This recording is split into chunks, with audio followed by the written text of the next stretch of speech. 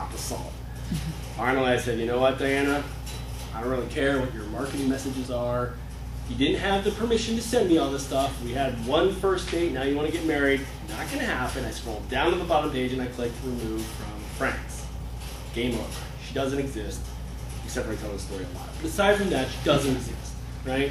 Now in Facebook, if you don't want to go through the difficult, the potentially awkward situation of actually having to defriend someone, because they will know, as you know, you can just hide them in the newsfeed. I like to call this, since we're all in DC, I call it the line item veto, right? You can, I'm still a friend, but I never see your status updates because they're just so lame. There's so much signal. Your network's already judging you on this. One of the tools I point to is Twitterlizer. You know, you can go if you're a Twitter person, and by the way, if you're a Twitter person, there's my Twitter alias, so feel free to rip me on the Twitter comments. There's your signal. The only one I personally care about is signal. I look a little bit at generosity. The rest of the stuff I think is meaningless. If your signal's high, I think you're doing a good job. If you're being generous, that's helpful because you're sharing other people's stuff. The rest of the stuff is meaningless. But this is just Twitter. All this stuff is going to be linked. You name it, it's going to be out there sooner or later. It's, you know, people are already developing on that. There's Mary from Arizona. So, you know, I tell people that I think one of the beautiful things about social media is that it's a 24/7 focus group for pretty much everything. There's no excuse now not to be on top of what your clients are doing, on top of what your prospects are doing, on top of what your competitors are doing. So we spent a lot of time educating Matt, Russell, and the other people in the program about how to use some of these tools, how to use them efficiently. Because your first question is going to be, whoa, my God, my day's already full as it is. How can I do this? How do I manage this? How do I operationalize? How do I scale it? Well, I understand I can't just throw you off the deep end and say, hey, have a good time. It's about learning the tools. There's some great stuff already built in, believe it or not, into the Microsoft platforms. You don't have to leave Outlook to do a lot of this stuff. And there are other things that you can automate. They're free, they're simple, and you can operationalize this.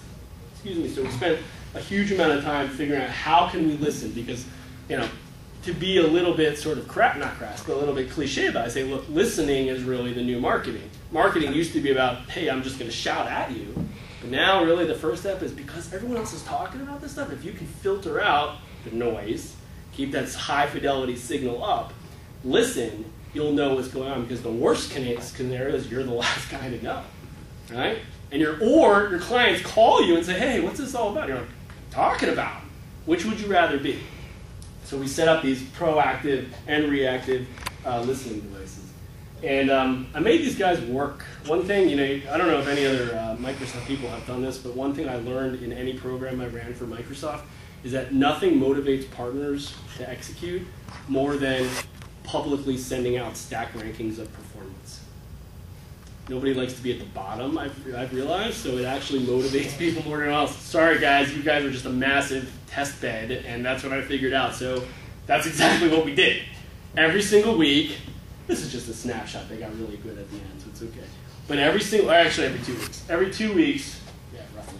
Every 2 weeks or so, we would send this out to everyone in the program, to the Microsoft sponsors, you name it, everybody knew where everyone stood. And I'll tell you, Matt, you know, he'll tell you this, and then Tom, another guy who was sort of started off really weak, Russell, you know, he's one of our heroes at the end. You know, once he saw, he's like, oh crap, I'm going to do this, I don't want to be on the bottom anymore, and it works. So, but this is part of breaking those habits that I was talking about. I can't just say, oh, here's the stuff, have fun. I got to hold you accountable. Because if you don't turn yourself into a marketing success story and start driving leads and driving sales, I'm not happy. That's not why I'm in business. I don't get raving fans from people who don't sell stuff, right? I have to practice the exact same I preach. So, yeah, this was not for the faint of heart.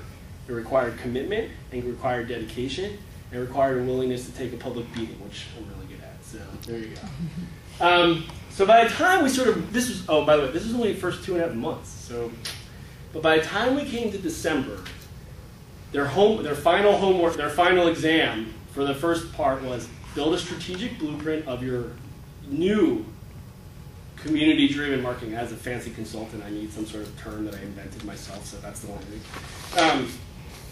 You know, a strategic blueprint of the marketing plan that works for you guys. And it had to meet a few criteria. First of all, it had to play to your strengths.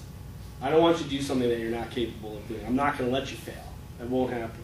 And this was not, as much, Microsoft came to me at the end and said, oh, can you create sort of a template that all partners could plug into in kind of typical Microsoft fashion? I'm like, no, this is not a one-size-fits-all scenario.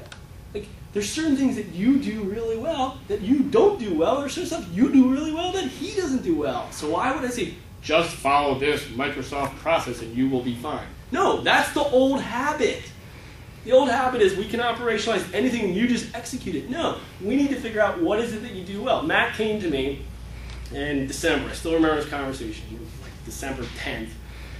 He goes, Jeremy, I'm going to start a blog. That's going to be part of my thing. And I said, no, you're not.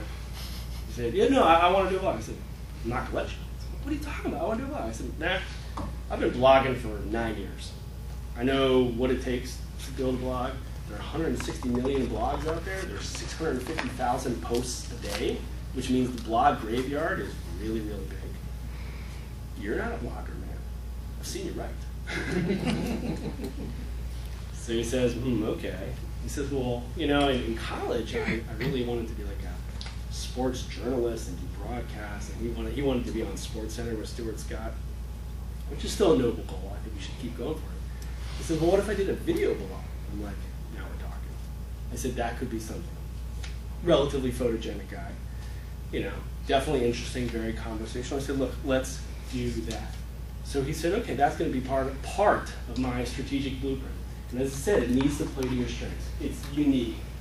You guys are busy salespeople. You have to close your deals. I understand that. I'm not saying stop everything and commit to this 100%. You still have to sell. So we have to talk about realistic timeframe. And also, as with anything, if you're not passionate about it and you're not interested in it, you're probably going to stop doing it. So what is it that you're passionate about? How do we find these things that are uniquely suited to you? So that were the components of this is the controversial slide, but whatever. Hello. So then we said, let's Yeah, put it, really. you like that? Woke me up. I liked it. All right, good.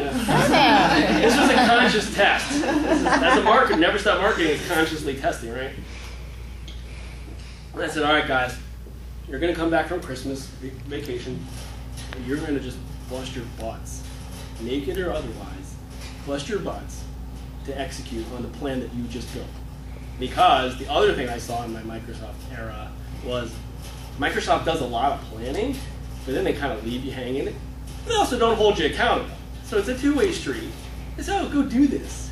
And you're like, okay, thanks for the money or the time or whatever. We're going to go do our own thing. No, I'm not going to let that happen. I'm not going to let that happen. So you are going to execute heads down. You're going to have scorecards. Here's your activity. Specific activities that align to your strategies that you're going to execute. You're going to have goals, and you're going to execute every single freaking week. And I'm going to be on you like white on rice. Just had to say that. And that's what you're going to do. And then what we realize is, you know what? We still have to play to your strengths. There's some things that you are good at and some things you're not. That's fine. This is an iterative thing. You guys are all service providers. You are familiar with the term rapid application development, right? So I'm coming up with I'll give you a sneak peek. I'm working on, can I take like a 3-second diversion here? Sure. Whatever. All right. So my basic, this is actually, I'm actually going to need your help on this one. So this is the collaborative part of this morning session. So I laid out my theories of how marketing has fundamentally shifted. But now I say, well, if marketing's fundamentally shifted, that means marketing planning also has to fundamentally shift. And that just dawned on me like a few weeks ago. I was like, well, how do you do marketing planning now if it's not about doing a 2-month planning cycle and a 10-month execution? Like, it needs a different model. So I started blogging this, and it's going to be a multi-part series on the blog starting, I think, October 26th, or pre-published. And I don't really know the answer, but I'm just sort of putting ideas out there, and I'm hoping that people like you will be able to help me refine it to kind of figure out what the framework is for new marketing. But one of the areas that I'm suggesting is the marketing equivalent of RAD, a rapid